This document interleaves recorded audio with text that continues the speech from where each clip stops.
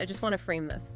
Treating diabetes with insulin is basically like constantly bailing water out of a sinking boat. That's a great way to put it. You're surviving, sure. Mm, You're not drowning today. But the hole in the boat is still there. You have to wake up tomorrow and bail water all over again forever. Right, you never get to stop. Exactly. And the stem cell therapies we're looking at in these clinical reports, they aren't just a better bucket. They're trying to actually patch the hole.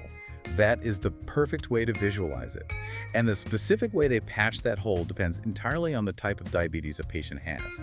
Let's look at Path 1, which targets type 1 diabetes and severe end-stage type 2. Okay. This is the realm of iPSCs, or induced pluripotent stem cells. Right. And the breakthrough here, specifically driven by Chinese scientists like the team at Peking University, is something called CSIPSEs.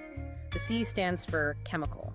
They're basically using chemical reprogramming to turn back the biological clock of a cell. Yeah, and historically, turning a mature adult cell back into a stem cell was an incredibly dangerous process. I mean, it required viral vectors. Viruses. Literally using a modified virus to insert new genes into the cell's DNA.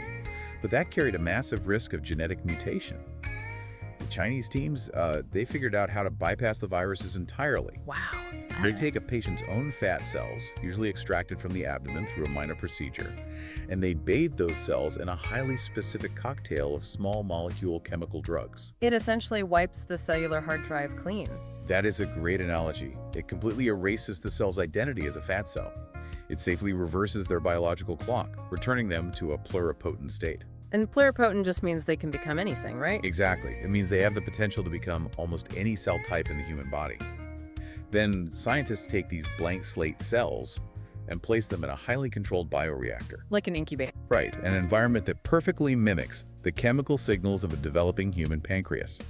Over several weeks, they coax these cells to grow into fully functional, glucose-sensing islet cells.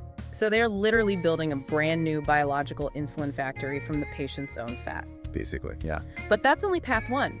Path 2 focuses on the vast majority of diabetic patients worldwide, those with type 2 diabetes.